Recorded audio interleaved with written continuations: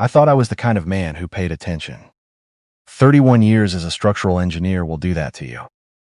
You learn to look for the cracks before the building falls. You read the stress points, the load distribution, the places where something is holding more weight than it was designed to carry. I was good at it. Won awards for it. Had a whole wall in my office dedicated to projects that were still standing because I caught something nobody else did. I never once turned that same eye on my own marriage. My wife and I had been together for 19 years. We met at a friend's backyard barbecue in Charlotte, the summer I turned 34. She was laughing at something her friends said when I first saw her, her head tilted back, completely unguarded. That was the thing about her in those early years. She was so genuinely herself. No performance, no posturing, just a woman who liked cold beer and bad puns and had an opinion about everything. I fell for her hard and fast, and without a single reservation. We built something real together. A house in the suburbs with a big oak tree in the backyard that our daughter used to climb until she was old enough to be embarrassed by it. A son who got my stubbornness and her eyes. We had the life that looked exactly like what you were supposed to want. And for a long time, I actually wanted it. Looking back, I think the shift happened so gradually I couldn't have named the year it started. Maybe it was when she went back to work full-time after our son left for college. Maybe it was when she started going to the gym at 6 in the morning, 3 days a week, then 5. Maybe it was the way she started keeping her phone face down on the kitchen counter, which she'd never done before. Little things, each one with a perfectly reasonable explanation. Together, they formed a pattern I wasn't ready to read. I'm reading it now. The first real crack showed on a Tuesday in March. I'd come home early. A city inspection had wrapped up ahead of schedule, and the house was empty. That wasn't unusual. What was unusual was that my wife had told me that morning she'd be home by 4. It was 3:45. Her car was gone. I started dinner. She walked in at 6:20. Thought you'd be here by 4, I said, not accusatory.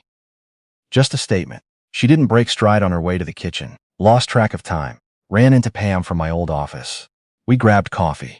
Pam. I knew Pam. They'd been close when my wife worked at the accounting firm, drifted after she moved to the healthcare consulting group. That was plausible. How's Pam doing? I asked. Good. Same as always. She opened the refrigerator. What are we having?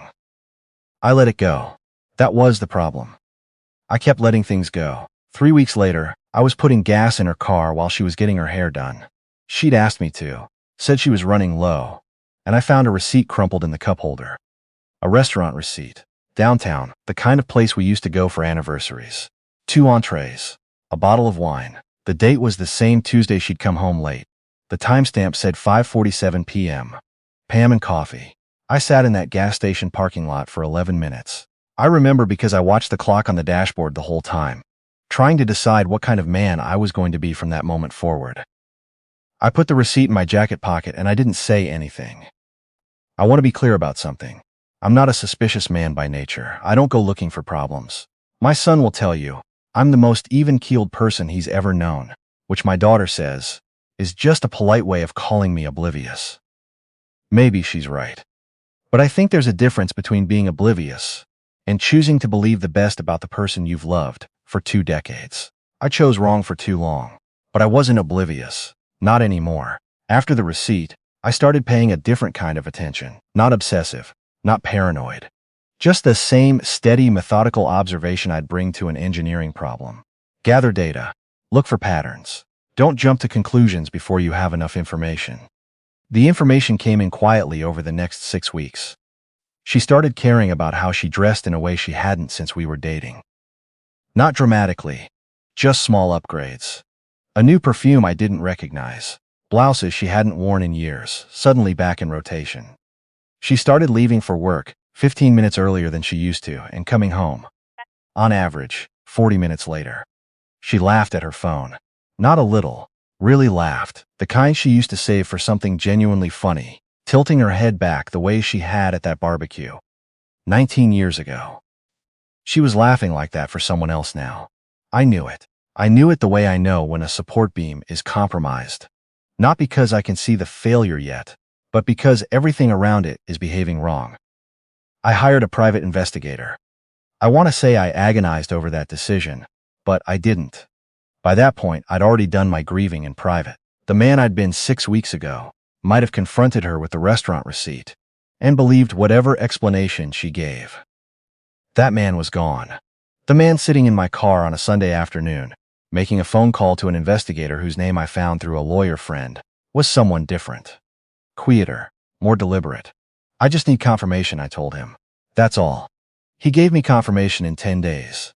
His name was in the report. A name I recognized. He worked in her office building, not her department, but the same floor. She'd mentioned him once, maybe twice, in the way you mention people who are simply part of the background of your day. Pleasant, unremarkable. The kind of name that doesn't stick. It had apparently been going on for 8 months. 8 months. I did the math without meaning to. 8 months ago was July.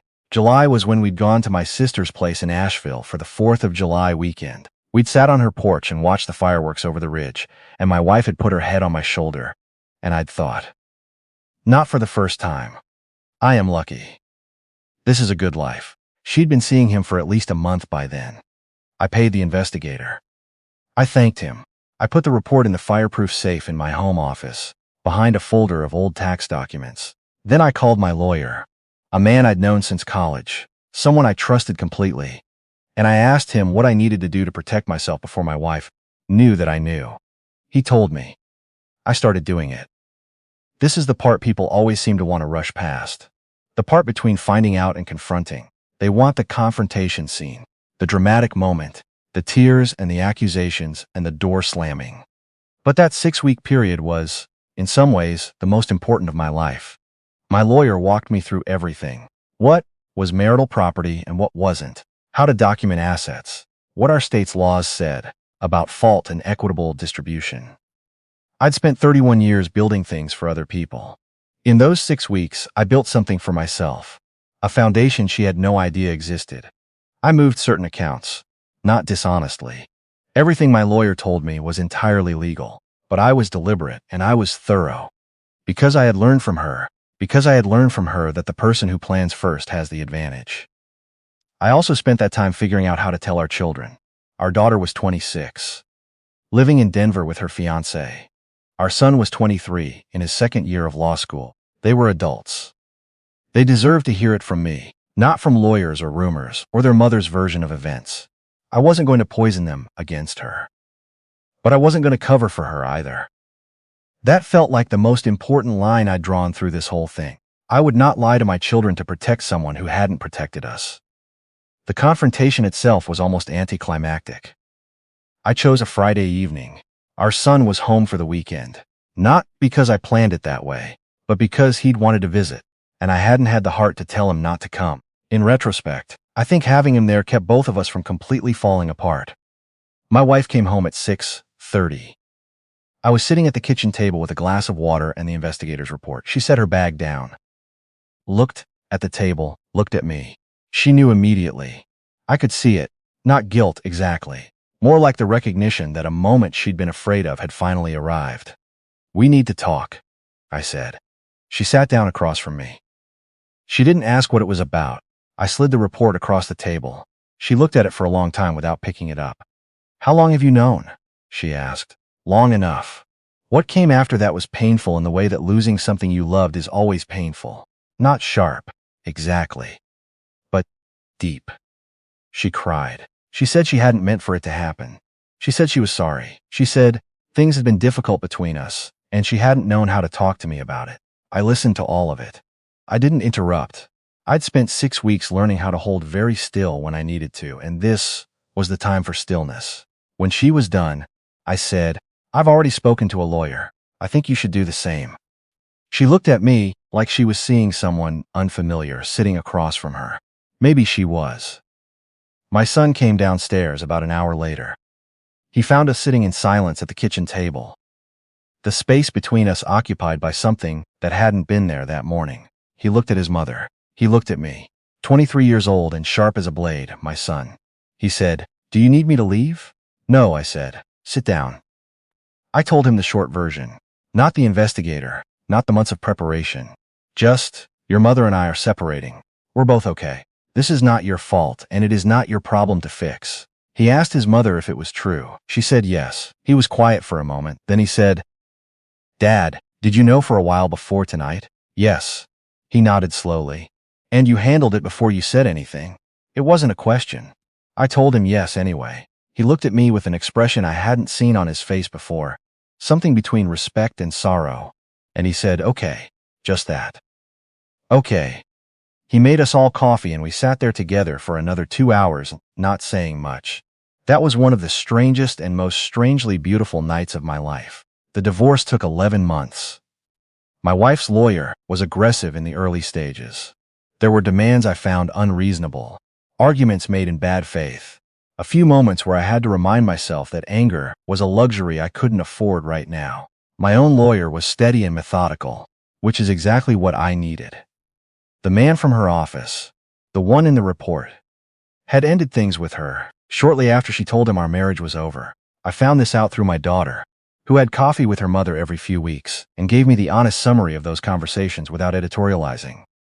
She was too good at that, my daughter. Too fair. She got that from somewhere that wasn't me. My wife ended up moving into an apartment about 4 miles from the house. We'd agreed I would keep the house. It made financial sense, and more importantly, it was where our children had grown up, and I wasn't willing to let that go. She was practical about it in the end. She took what was fair and left, without a fight about the things that mattered most. I think, sometimes, that there was a version of our marriage that could have survived whatever had gone wrong between us. If we'd been different people, if we'd talked more and assumed less, if I hadn't spent 30 years being steadier than I was actually willing to feel. But that's not what happened, and I've made peace with what did. My daughter got married last September.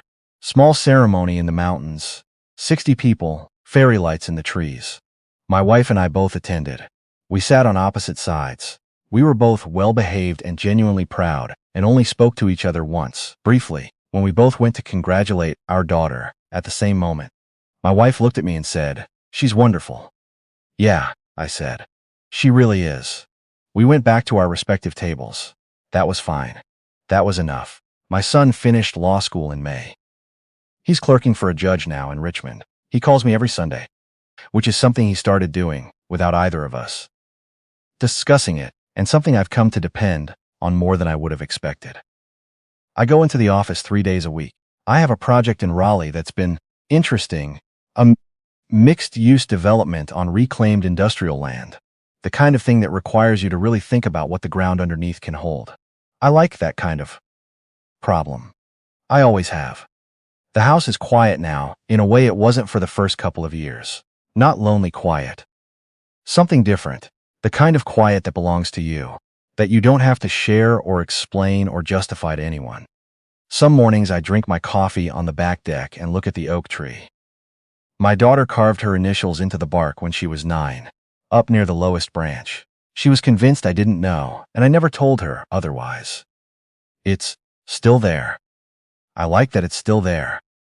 I thought for a long time that paying attention meant catching problems before they happened, keeping things from falling apart. That was how I understood my job, and somewhere how I understood my job, and it became how I understood my life. I'm not sure I believe that anymore. Some things fall apart regardless of how carefully you watch them. The question is what you build next, and whether you're honest about what you're working with. I'm still figuring that out. But the house is standing, and the tree is still there, and on Sunday my son will call, and that feels like enough to build on.